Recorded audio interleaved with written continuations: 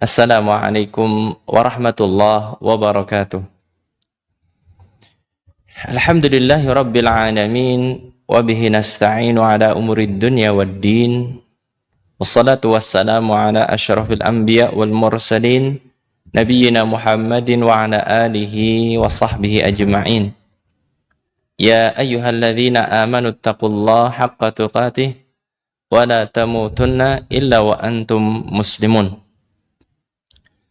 Kaum muslimin dan muslimah, para pendengar Radio Insani dimanapun Anda berada, terkhusus para pemuda yang bergabung di kesempatan sore hari ini, yang menyimak kajian di kesempatan sore hari ini.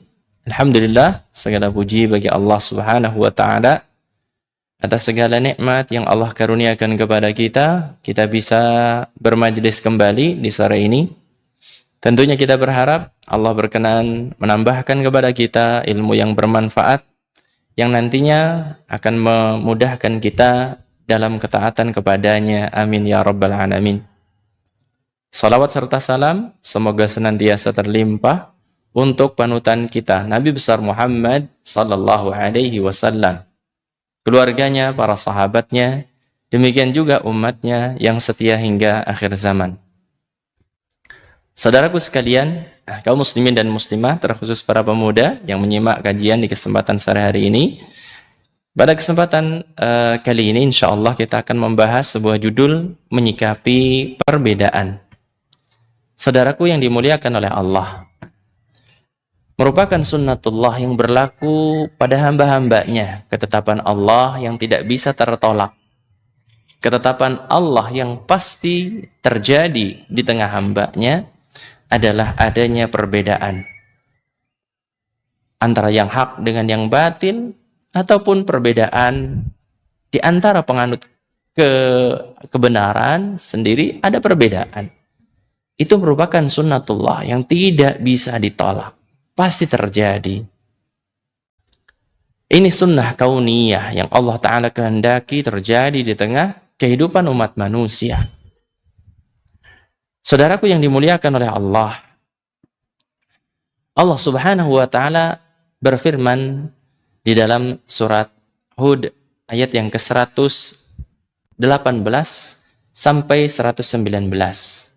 Walau syaa rabbuka laja'alan nasa ummatan wahidah wa la yazaluna mukhtalifina illa man rahima rabbuk.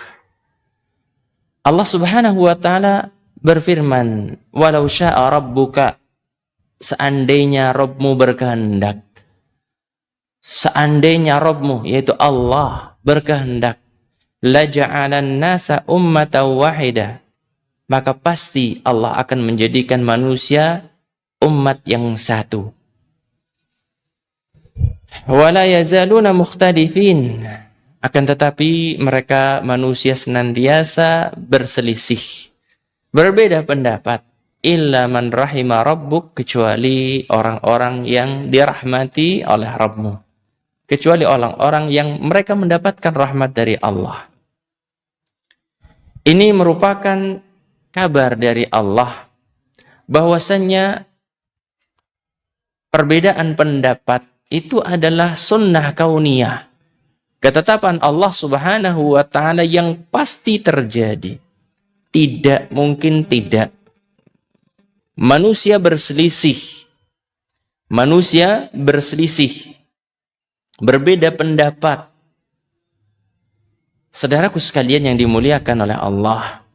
Namun di sana perlu kita ketahui, tadi kita sebutkan, perbedaan pendapat, perselisihan, ini adalah sunnah kauniyah. Di sisi yang lain ada sunnah syar'iyah yang Allah Subhanahu wa Ta'ala kehendaki, yang Allah Subhanahu wa Ta'ala maui, yaitu apa? Untuk bersatu, untuk tidak berbeda pendapat. Saudaraku sekalian yang dimuliakan oleh Allah, disebutkan oleh Imam Al-Hasan Al-Basri rahimahullahu ta'ala, beliau mengatakan, amma ahlur rahmah fa innahum la yakhtalifuna ikhtilafan yadurruhum. Adapun orang-orang yang mendapatkan rahmat dari Allah, orang-orang yang mendapatkan taufik dalam kebenaran tentunya, mereka orang-orang yang mendapatkan rahmat, sesungguhnya mereka itu tidak berselisih dengan perselisihan, tidak berbeda pendapat dengan sebuah perbedaan pendapat yang yadurruhum, yang akan memberikan madarat kepada mereka. Perbedaan yang ada pada mereka bukanlah perbedaan yang akan menimpakan madarat, menimpakan kejelekan. Saudaraku sekalian yang dimuliakan oleh Allah, maka seorang itu hendaknya ketika berhadapan dengan perbedaan pendapat, maka ingatlah, kita itu punya prinsip kembali kepada ulama. Allah Subhanahu wa ta'ala mengisyaratkan fas'alu ahla dzikri in kuntum la ta'lamun. Bertanyalah kepada ulama jika kalian tidak mengetahui.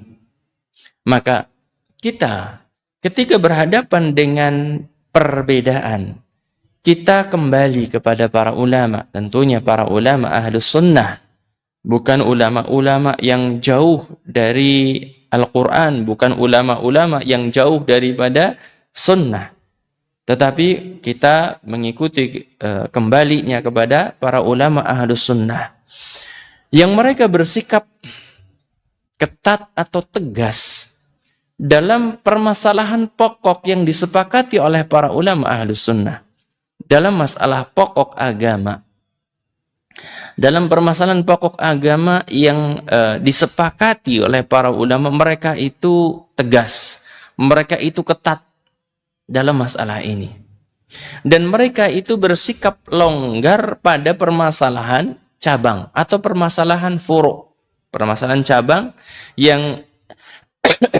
diperselisihkan oleh para ulama ahlus sunnah. Dan pendapat itu memang istilahnya pendapat yang dibolehkan padanya untuk berbeda pendapat. Saudaraku sekalian yang dimuliakan oleh Allah, jadi ulama ahlus sunnah mereka itu tegas, mereka itu ketat prinsipnya dalam masalah pokok-pokok agama, dan mereka itu bersikap longgar dalam masalah furu', dalam masalah cabang agama. Saudaraku sekalian yang dimuliakan oleh Allah, maka sikap kita sebagai seorang muslim adalah sikap pertengahan. Kita harus bersikap pertengahan ketika menghadapi adanya perbedaan pendapat. Bagaimana sikap pertengahan? Poin pertama, sikap pertengahan kita tidak menempuh jalan orang-orang yang berlebihan sampai memvonis bid'ah, memvonis fasik, orang-orang yang menyelisihi dalam masalah fikhiyah, dalam masalah fikih. Kemudian tidak pula kita sampai menjuluki orang-orang yang berbeda pendapat dalam masalah fikih bahwasanya orang tersebut bukan pengikut sunnah. Tidak memvonis mereka dengan bahwasanya mereka tidak punya panutan dari kalangan salaf. Para ulama itu mereka ketika berbeda pendapat dalam masalah fikhiyah, mereka tidak sampai membid'ahkan, tidak sampai memvonis fasik, dan tidak menjuluki orang-orang yang berbeda pendapat dalam masalah fikih ini sebagai apa? Sebagai orang yang bukan pengikut sunnah, bukan pengikut ulama salaf. Tidak sampai seperti itu. Ini sikap pertengahan kita, tidak menempuh jalan orang-orang yang berlebihan. Demikian juga kita tidak mengikuti jalan orang-orang yang bersikap bermudah-mudahan, menerima perbedaan pendapat, sampai pun dalam masalah akidah. Kita tidak boleh seperti ini. Kita tidak mengikuti pendapat yang bermudah-mudahan menerima semua bentuk perbedaan pendapat, sampai dalam masalah pokok akidah. Dan sampai sebagiannya menganggap benar orang yang menyelisih pokok akidah, maka kita tidak mengikuti pendapat tersebut. Jadi prinsip kita itu pertengahan. Kita tidak memvonis sesat dalam masalah ijtihadiyah, dalam masalah fiqhiyah. Kita tidak bermudah-mudahan pula menampung semua perbedaan sampai pun dalam masalah akidah. Ini yang harus kita lakukan. Inilah sikap pertengahan kita dalam menghadapi perbedaan.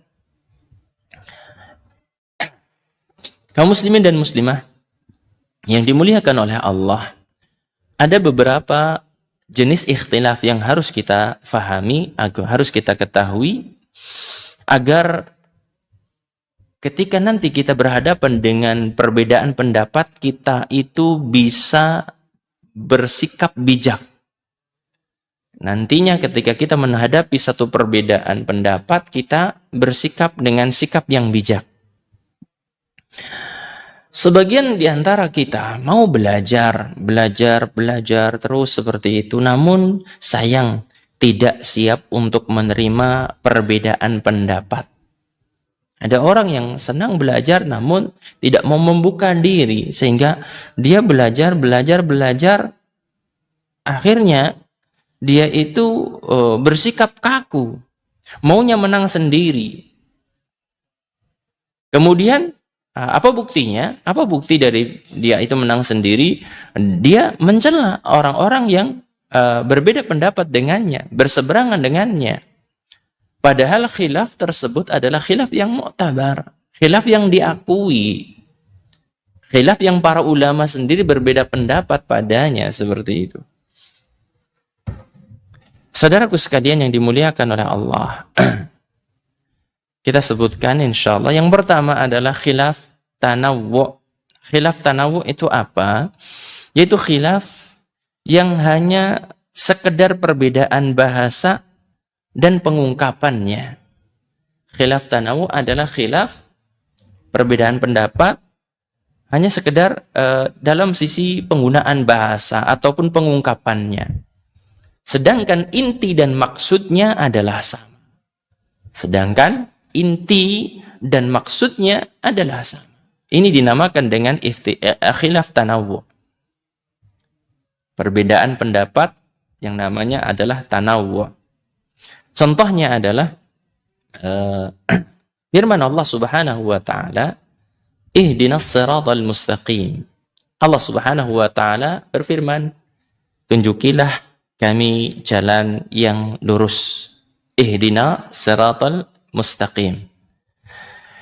Kalau kita melihat kepada perkataan ulama ahli tafsir, maka kita akan dapati sebagian mereka mengatakan siratal mustaqim ay al-Quran.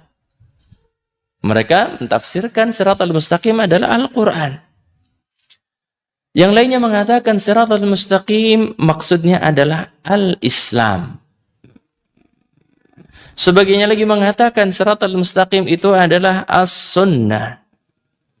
Ada yang mengatakan lagi siratal mustaqim adalah al-jamaah. Yang hakikatnya semuanya adalah sama. Semuanya kembali kepada makna yang sama. Kalau disebutkan Al-Quran, yang dimaksudkan siratal mustaqim, jalan yang lurus, adalah memang Al-Quran, petunjuk bagi manusia.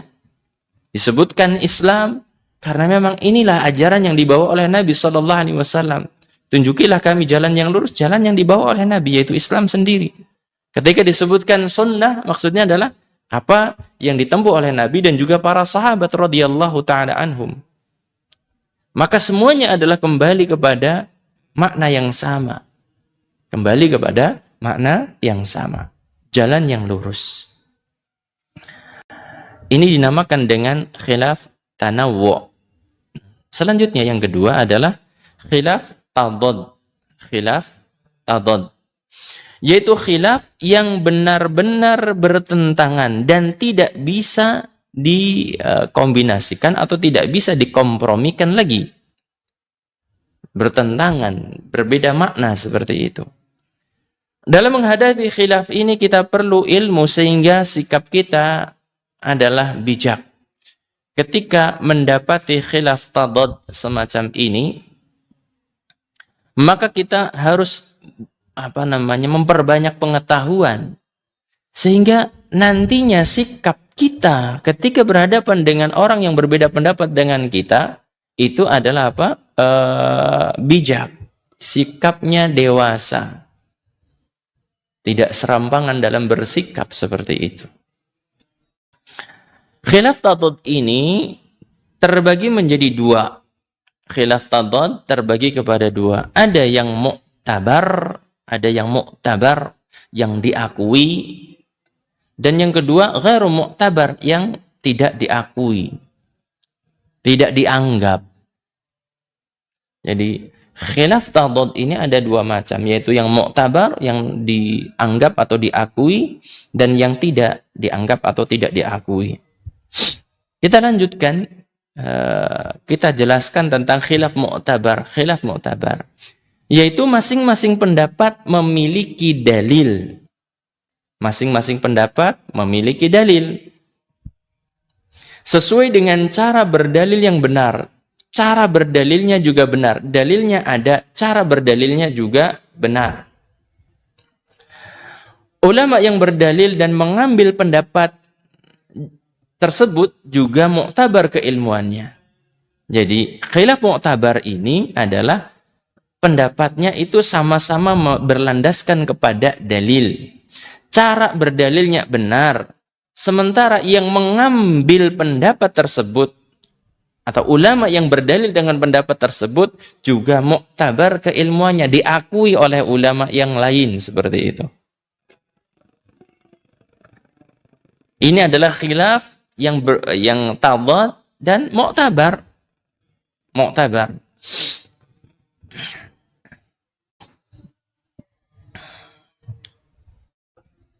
Menghadapi khilaf semacam ini kita perlu bijaksana. Kita perlu lapang dada. Tidak kaku dan tidak mencela orang lain yang berseberangan dengan kita. Ini sikap kita. Kita harus bisa mensikapi perbedaan pendapat ini. Karena apa? Sumbernya ada, jelas. Ulama yang mengambil pendapat tersebut juga jelas.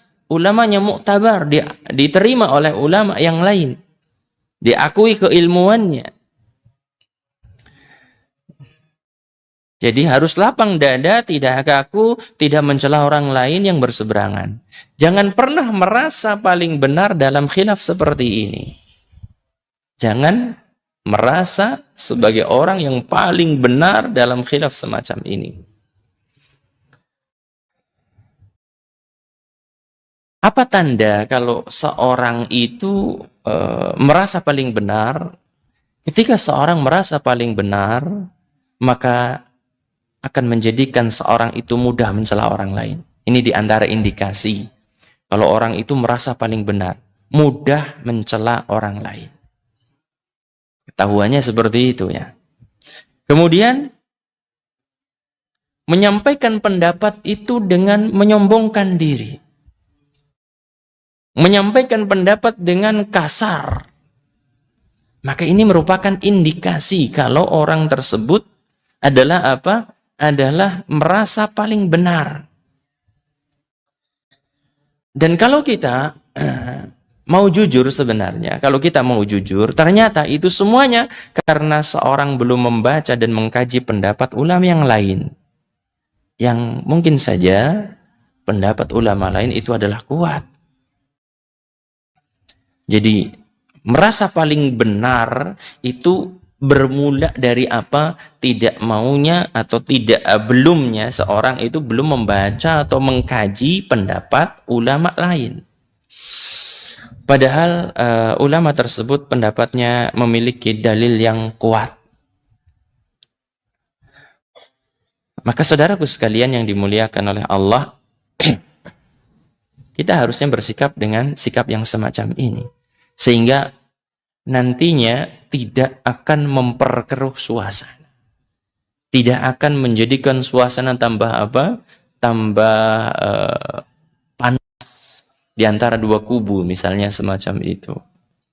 Saudaraku yang dimuliakan oleh Allah, semoga Allah Subhanahu wa taala memberikan kemudahan kepada kita untuk terus belajar Sehingga ketika kita terus belajar, tahu makom kita, tahu kedudukan kita.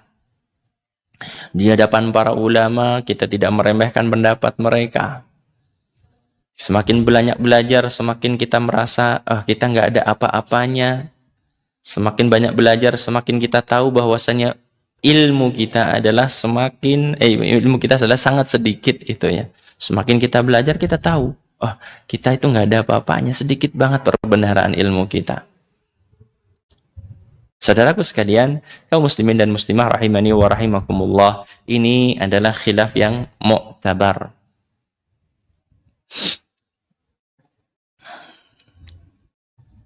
Contoh khilaf yang mu'tabar. Contoh khilaf yang mu'tabar di antaranya adalah misalnya seperti bangkit dari salat dengan menggenggam telapak tangan ataukah membukanya. Jadi ketika bangkit bertumpuk tangannya ke lantai itu dengan membuka atau menggenggam seperti ini. Maka ini adalah khilaf yang mu'tabar. Demikian juga khilaf yang mu'tabar adalah salat tarawih 11 rakaat atau 23 rakaat.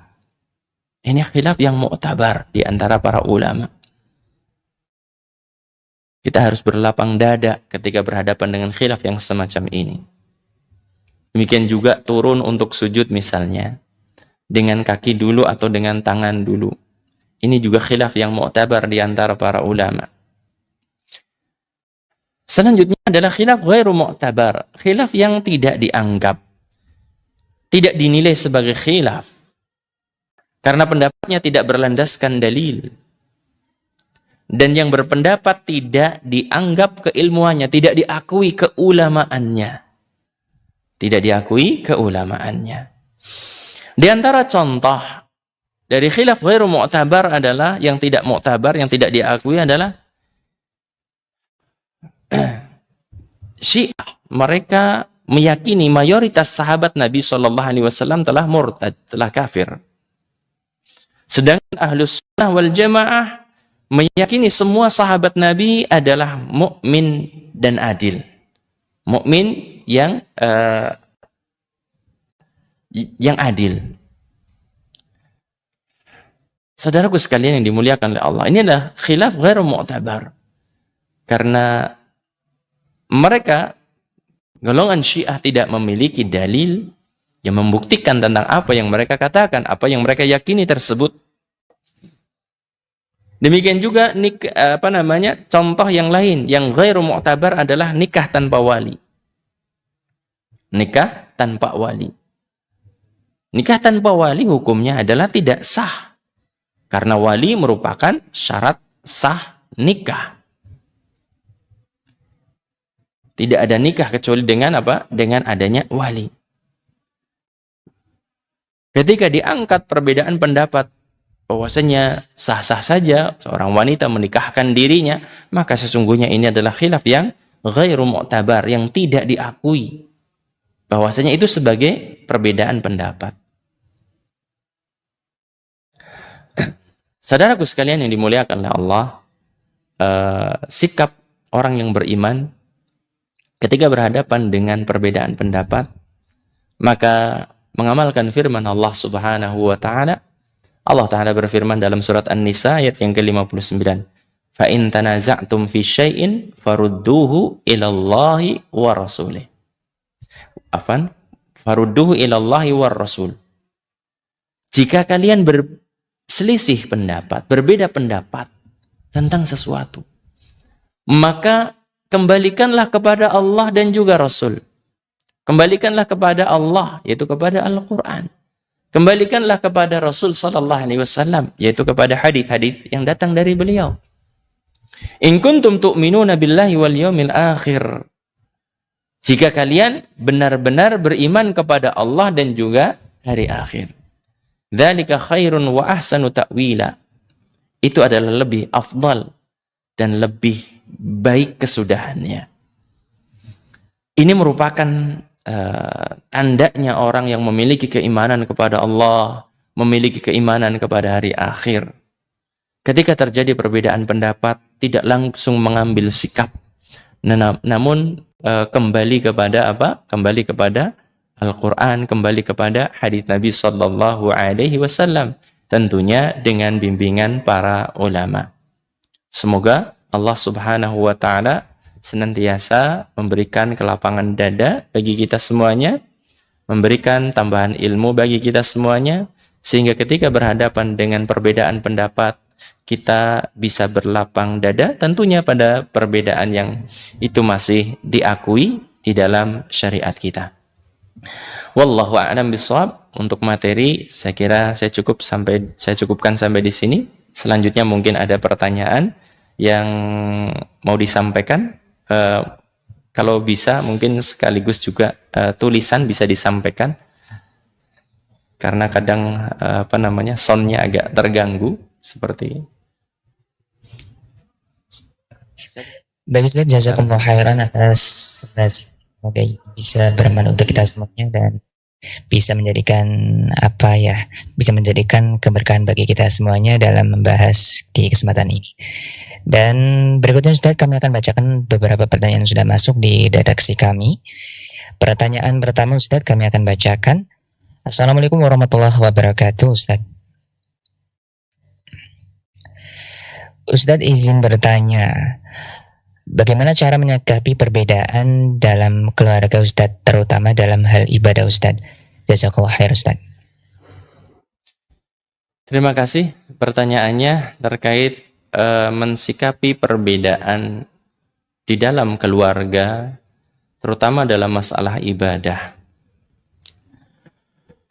Ini kan pertanyaannya sifatnya umum banget ya, sifatnya umum banget. Mungkin saya mengambil satu sisi ya, melihat satu sisi. Mungkin di antara kita sebagai anak kadang-kadang berbeda pendapat dengan orang tua dalam masalah ibadah yang sama-sama kita kerjakan. Misalnya dalam masalah ibadah salat. Misalnya dalam masalah ibadah salat.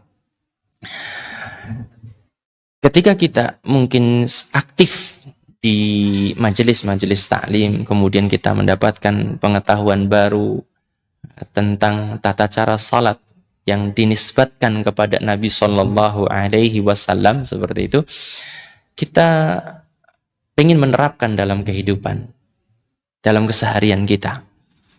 Kemudian kita dapati ternyata mungkin orang tua kita berbeda dengan apa yang kita lakukan, amaliyah yang kita lakukan, ibadah salat yang kita lakukan. Ada perbedaan di sana. Maka saran saya untuk tidak langsung menghukumi bahwasanya orang tua itu khilafus sunnah, orang tua itu tidak mengamalkan sunnah dalam menjalankan salat. Karena mungkin saja apa yang diamalkan oleh orang tua itu karena kita menghukuminya ini tidak sesuai sunnah, karena apa? Karena kita belum mengetahuinya, belum mengetahui apa yang menjadi landasan yang dilakukan oleh orang tua kita tersebut. Jadi jangan sampai kita terburu-buru menghukumi bahwasanya orang tua kita salah. Jangan-jangan ternyata yang terjadi adalah kita belum melek tentang pendapat yang berbeda. Misalnya dalam masalah pelaksanaan sholat, misalnya dalam masalah doa iftitah, misalnya seperti itu.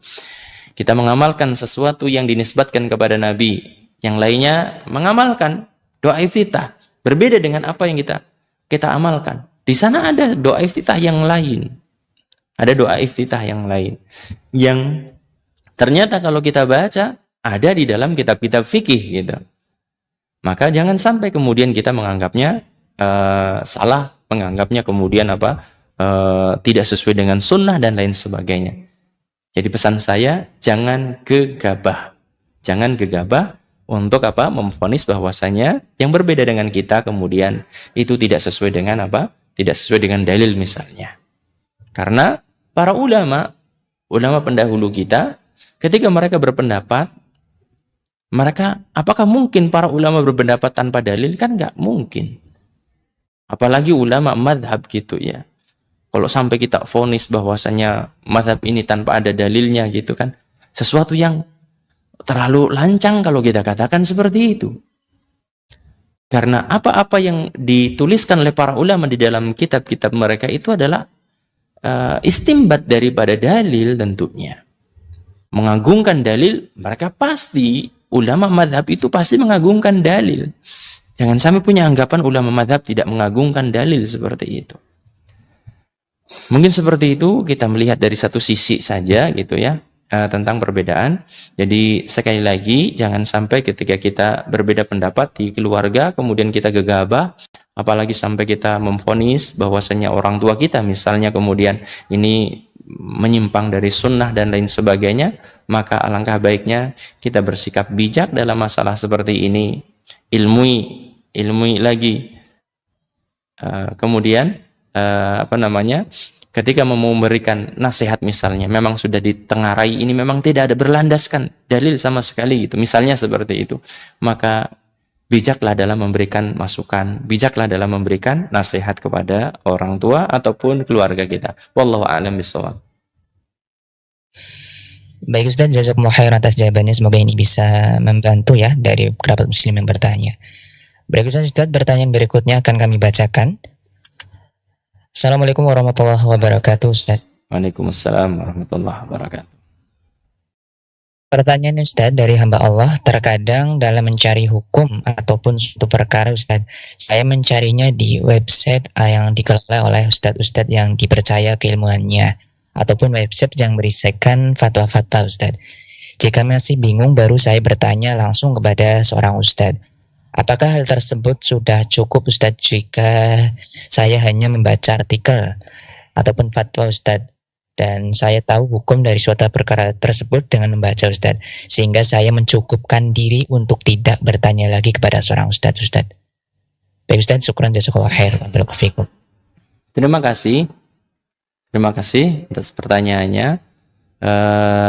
Semoga penanya senantiasa diberi kemudahan untuk bisa belajar baik secara langsung kepada ustadz ataupun dengan membaca website mereka yang dikelola oleh ustadz-ustadz ataupun para syekh yang terpercaya keilmuannya.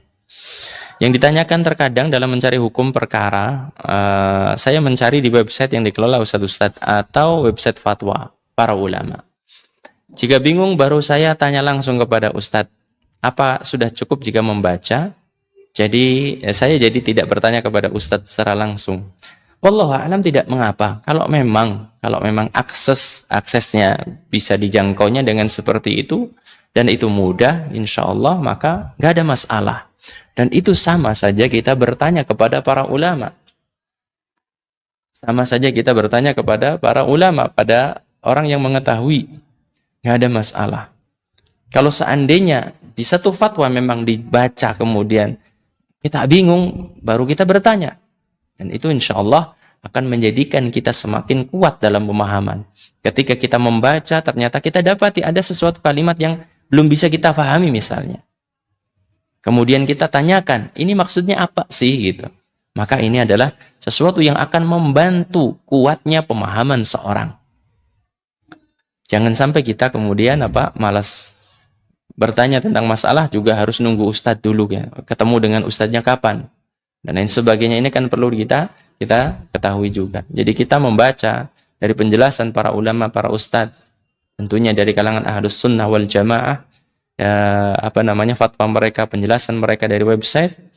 Wallahu alam, ini adalah sarana yang sangat baik, sarana yang sangat istimewa yang memudahkan kita untuk bisa memahami kalamullah, memahami hadis Nabi sallallahu alaihi wasallam. Wallahu a'lam bishawab.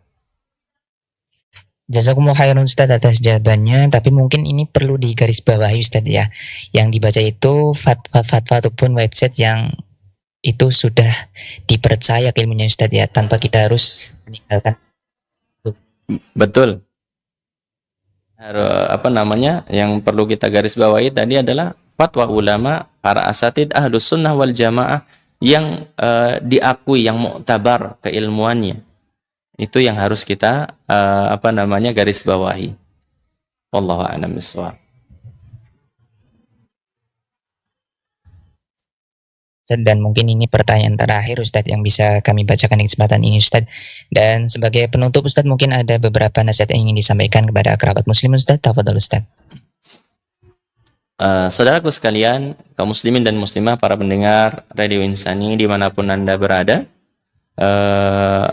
seperti yang tadi sudah saya ingatkan, bahwasannya kita tertuntut untuk terus berbekal dengan ilmu, sehingga ketika kita mendapati ada perbedaan pendapat di kalangan para ulama, maka kita bisa mensikapi perbedaan tersebut dengan bijak, dan berusahalah untuk kembali kepada Al-Quran, kembali kepada hadis Nabi, tentunya dengan bimbingan para ulama, sebagai upaya perwujudan keimanan kita kepada Allah dan hari akhir. Karena orang-orang yang beriman kepada Allah, beriman kepada hari akhir, ketika ada perbedaan pendapat, ketika ada perselisihan, kembali langsung kepada Allah, kembali kepada Quran, maksudnya kembali kepada Nabi SAW, maksudnya kembali kepada hadis-hadisnya. Dan hati seorang lapang ketika itu, ketika mendapati putusan dari Allah, mendapati putusan dari Rasulullah SAW. Semoga Allah Subhanahu wa Ta'ala bukakan kemudahan bagi kita untuk terus belajar ilmu agama. Semoga Allah Subhanahu wa Ta'ala karuniakan kepada kita keistiqamahan hingga akhir hayat kita. Amin ya rabbal alamin. Ini saja dari saya, kurang lebihnya mohon maaf. Kita akhiri, subhanakallahumma wa bihamdika asyhadu an la ilaha illa anta astaghfiruka wa atubu ilaik. Assalamualaikum.